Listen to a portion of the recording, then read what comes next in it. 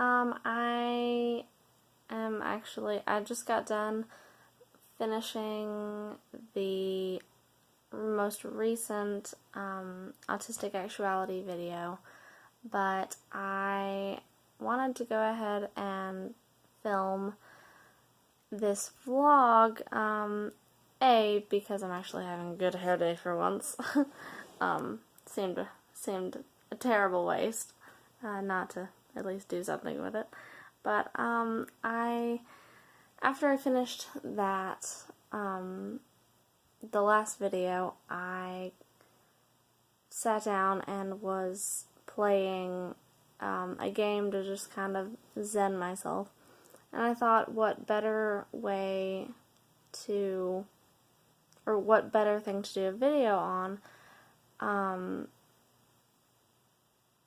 than what I do to kind of keep myself together and zen myself out on bad days. Whether they're bad health days, whether it's,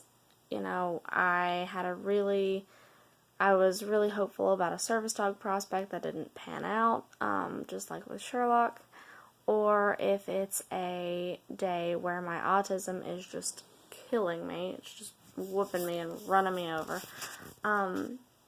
I thought I would kind of show you guys some of the things that I do to get through my days. So, first up is I have, of course, you've seen this in a previous video. This is my Game Boy SP. This thing is, well, it's old. I used to work at a used video game store that sold primarily older games and older game consoles, and it was probably the best job I've ever had. The store closed down, unfortunately, so, but right now I have Super Mario Land 2 in here, the 6 golden coins. I have actually beat this game twice already, including finding all of the secret levels. So I'm going to have to find a new game to play here soon. Not that I won't continue to replay this. Of course, any Mario game has, great replay value. So, I'll definitely hang on to it and continue to play it in the future. But, maybe I'll pick a Pokemon game this time. In case you didn't know, Jim and I are huge Pokemon Go players. So, I'm all about me some Pokemon. The second, along the same vein as the games, is Diablo 3. The Diablo series is one of my absolute favorite games of all time. And I have played and beat this game, I cannot tell you how many times, and I still love it. Diablo 2 is amazing. I've been playing it ever since it came out. I still have it, still have Diablo 2 on my laptop, and I am praying that they will do a port to console here in the, next 10 years or so, knowing Blizzard. But anyways, I'm actually, once I get it set up, I'm actually going to start streaming gameplay for Diablo 3. They're about to, here soon, they should be dropping the Necromancer character patch. And the Necromancer was my favorite character to play in Diablo 2. So I'm going to be doing streams of my gameplay once they drop the Necromancer. I'm already on Twitch, so I'm really unfamiliar with how Twitch works. So I'm hoping I can just figure out how to do it straight to YouTube. My PS4, for some reason, is having a hard time connecting to my YouTube account for some reason. Also, our internet here, just because of the geography of the area we live in, is not awesome. So my internet will kind of spaz out sometimes. But anyway, so that's a project I am also undertaking here in the near future, is streaming gameplay on my channel. I haven't decided whether I'll do a whole separate channel for that yet, or keep it on here, since it's kind of what I do on my bad days. That's actually a project I'm going to be doing solely on my bad days. So it's relevant to the channel, but it will have its own playlist, just like the autism or the autistic actuality videos and the vlog videos. So, another thing that I really like to do, and I like this on days when I'm just feeling really down about myself and my situation and all of that, is this book right here. This book right here. It's got some crap on the front of it because I actually got it at McKay's. I don't know if you have a McKay's near where you live, but it is basically, think of it kind of like, I don't know, it's a media, like books, video games, movies, music warehouse, and you can take in old, like old books and movies, etc. and so forth, and they will give you store credit for it, and you can get anything in the store with your store credit. They're actually very generous when it comes to store credit. I have found, at least. But anyway, this is actually a book that was made, trying to hold the camera. This was a book that it started out as a blog, and it was like an online comic book of sorts, but the lady who does the blog actually put everything on her blog together in a book, and it is basically just really, really hysterical things that she's encountered in her life. In the first chapter, there is, what is it called? But it's called Hyperbole and a Half: Unfortunate Situations, Flawed Coping Mechanisms, Mayhem, and Other Things That Happen, by Ali Brosh, and it is hilarious. This thing has me, no matter how many times I have read this, it makes me laugh hysterically. The lady who wrote this has, I personally think she may have a touch of autism if she's not outright autistic, because my situation, like just things that I have encountered in my life, and the things she describes here are so similar. But my favorite chapter so far is called The Simple Dog. And here's kind of a view of it. I don't know how well you can see it, but she's basically just kind of describing a lot of things. She's telling a story, and then she draws the extremely memeable images to go along with it. But yeah, the Simple Dog is talking about how she thinks that her dog might have special needs, and she actually finds an IQ test for her dog online, and it's just hilarity ensues. So I love to read this on days when I am feeling particularly down, because it makes me laugh so hard 100% of the time. So, anyway, another thing that I always make sure to do, especially on bad days, but I try to do it on good days too, is staying hydrated. Super important for me in particular, because of course they're still trying to rule out a bunch of stuff when it comes to my whatever, this illness or whatever it is that I've got going on right now. They're still doing a lot of testing. There is the Chiari malformation, but they are ruling out a bunch of other stuff before they, they're basically doing what you would do with chronic fatigue. They have to rule everything else out before they can definitively say, yes, that's what's causing my symptoms. So they're still doing a lot of testing. I've got to go to a rheumatologist next. They're sending me to a neuropsychologist. I've already seen one neurologist, but I've told my doctor that I needed a different one, because the last neurologist I had was just, I saw him once and I went home and called my doctor, and I was like, I will not go back to him because he is such a jerk. So we found me a new neurologist, but I don't have my first appointment until next month. So we'll see. But anyways, so stay hydrated. My autism also tends to be exacerbated anytime I'm dehydrated, or I haven't slept well, or I haven't eaten well. Anything that puts my body under any sort of strain is going to make it harder for me to just generally cope with everything. It tends to make just how my brain processes things around me, just it makes it so much harder for me to do that. And it makes difficult something that is already difficult.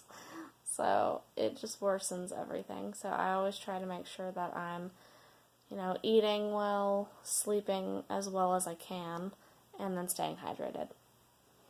The last thing, well, not the last thing, but the last physical thing I have right here this is my pill bag. Right now I only have one prescription in here, but I have a couple of different over-the-counter medicines I'm taking right now just for pain management. I told my doctor that I have one prescription already, but I told her I didn't want her to prescribe me anything prescription strength for pain management until we figured out why I was in pain. So we kind of mutually decided that I shouldn't be prescribed anything until we know what is going on.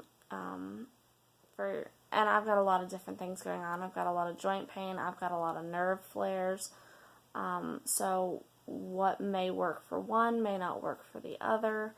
I've got a lot of tension in the back of my head and my neck and a lot of back pain.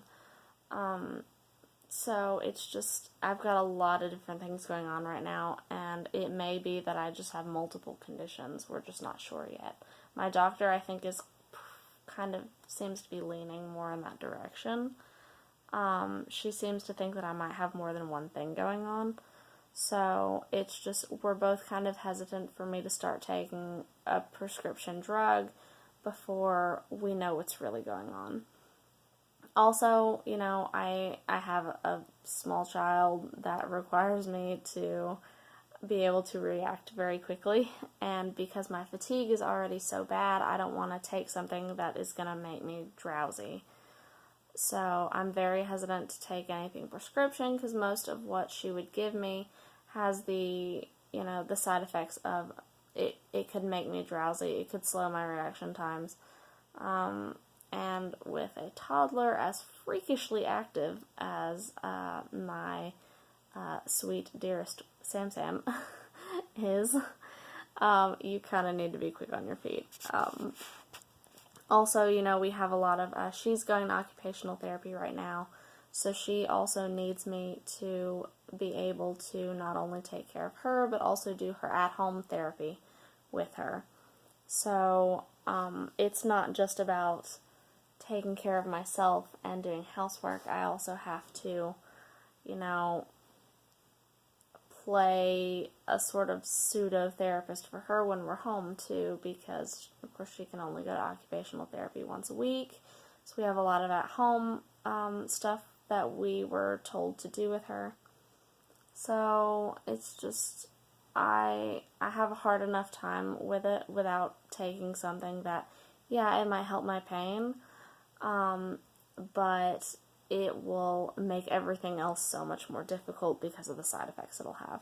So right now, we're holding off on her prescribing me anything. I do have one prescription pain medication that I don't take it regularly. It is purely for an emergency basis. So, but I keep them all in my little bag. I also have my my medical alert tag in here that I wear when we go out in public. I'll be wearing it to camp tomorrow. It's got my